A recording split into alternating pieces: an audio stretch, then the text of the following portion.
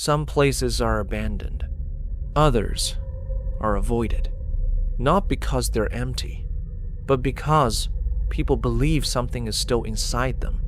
In different parts of Southeast Asia, there are buildings that have gained that reputation.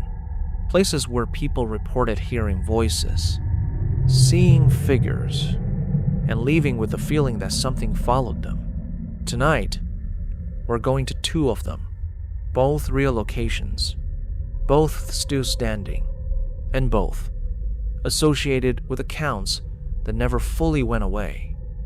Welcome to Edenfold.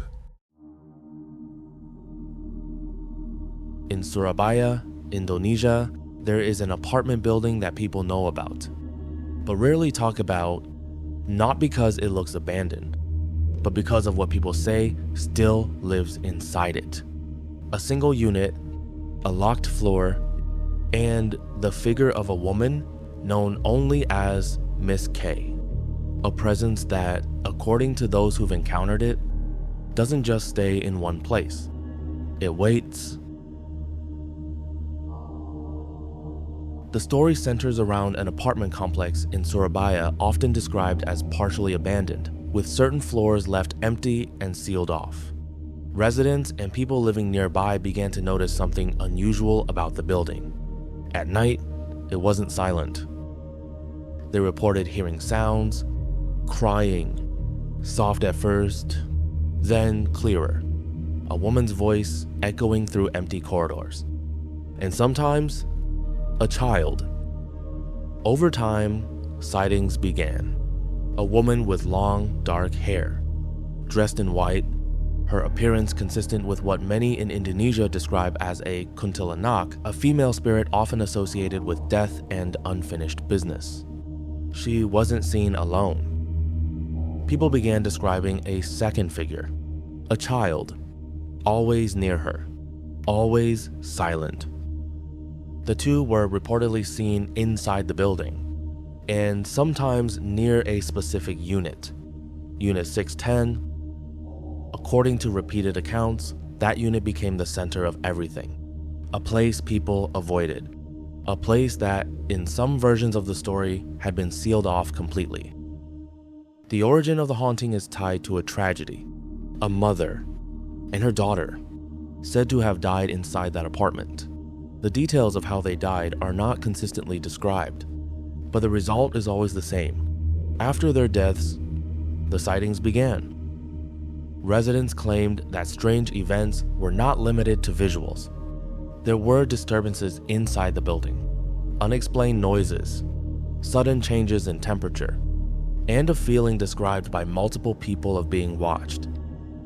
Some accounts describe people attempting to enter Unit 610, either out of curiosity or necessity. Those who did reported encountering the figures directly, a woman and a child, inside the apartment.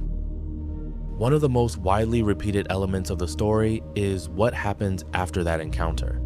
A warning, a phrase, and a sense that something had been set in motion. According to these accounts, those who entered the unit did not simply leave unaffected. Something followed.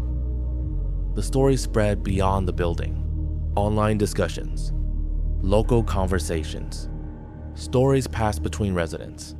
The apartment itself became known as a Panggonan Wingit, a place believed to be spiritually dangerous or forbidden. Over time, the building became increasingly empty.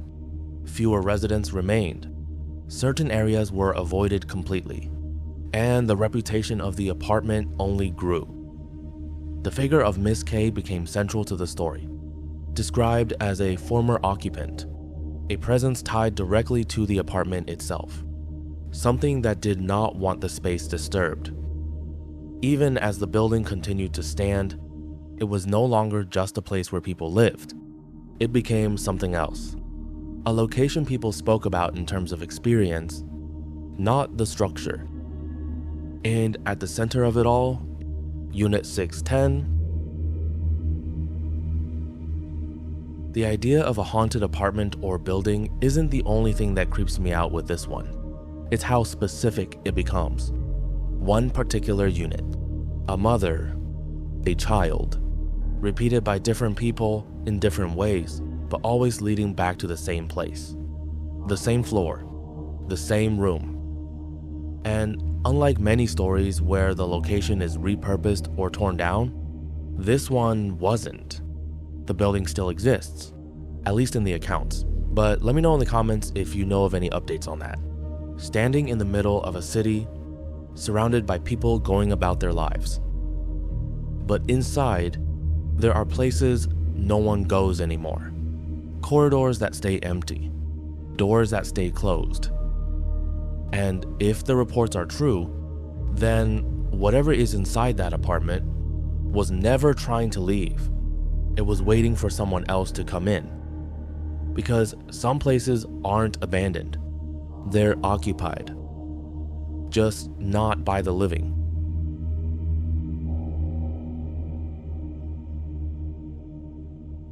High in the mountains of Genting Highlands, Malaysia, there is a building people still avoid.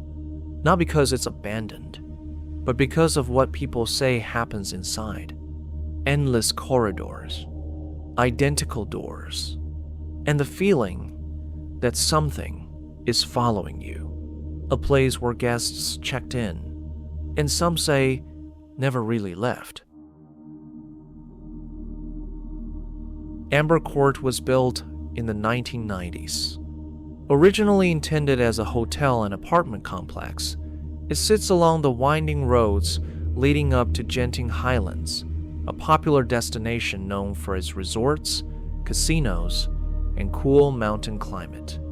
At the time, the building was meant to be convenient, affordable accommodation for tourists, a place to stay just outside the main attractions. But over time, its reputation changed. Visitors began describing the same experience. Not exactly a great deal, just a feeling. The kind of overbearing, oppressive feeling of being studied by something unseen. The building itself is large. Multiple floors, long corridors, identical units repeating in every direction. People described getting lost easily, even on the same floor. Hallways that seemed to stretch further than they should. Turns that didn't feel familiar on the way back. And then there was the silence. Despite being occupied, certain floors felt empty. Not a peaceful quietness, but more of a vacuous atmosphere, as if no one had been there for a long time. Accounts began to surface, guests reporting strange occurrences during their stay. Footsteps in the hallway, late at night, calm and measured, stopping outside doors. Knocking, soft at first, then louder. But when the door was opened, no one was there. Some described hearing movement inside their room. When they were alone, objects shifting slightly, sounds coming from corners where nothing was visible. And then there were the sightings.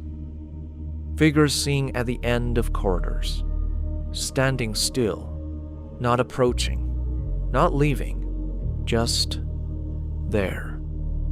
Some guests described seeing someone in their room, only briefly, a reflection, a shape in the mirror, something behind them that wasn't there when they turned around.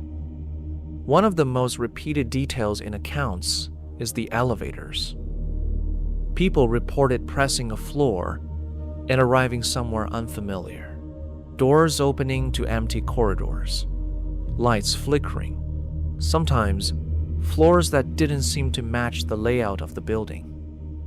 There are also accounts of elevators stopping unexpectedly between floors, lights dimming, and the sense that they weren't alone inside. The history of Amber Court adds to its reputation. The building experienced periods of low occupancy. Some sections were left unused, Others deteriorated over time. Maintenance varied, and parts of the complex began to feel neglected. There are also accounts connected to deaths within the building, incidents involving guests, unexplained circumstances. Though details vary depending on the source, the stories remain consistent in one way. After those events, the experiences increased. Some visitors reported waking in the night, unable to move, hearing breathing near them, close, just out of sight. Others described dreams, unusually vivid, always set inside the building. Corridors, doors, something waiting at the end. And then, waking up, still feeling it. Staff and long-term residents have also been included in these accounts, describing areas they avoid, floors they don't visit unless necessary, and a general understanding that some parts of the building are better left alone. Over time, Amber Court became known online, featured in discussions, urban exploration, paranormal accounts, a place people visited, not just to stay, but to experience. And that's when the stories spread further. People arriving specifically because of its reputation, staying overnight, exploring empty corridors, trying to find something. Some left disappointed. Others didn't. What makes Amber Court unnerving isn't one specific event. It's the consistency of events. Different people, different times, describing the same things, the same layout, the same feelings, the same presence. Not aggressive, not immediate, but always there. Watching, waiting,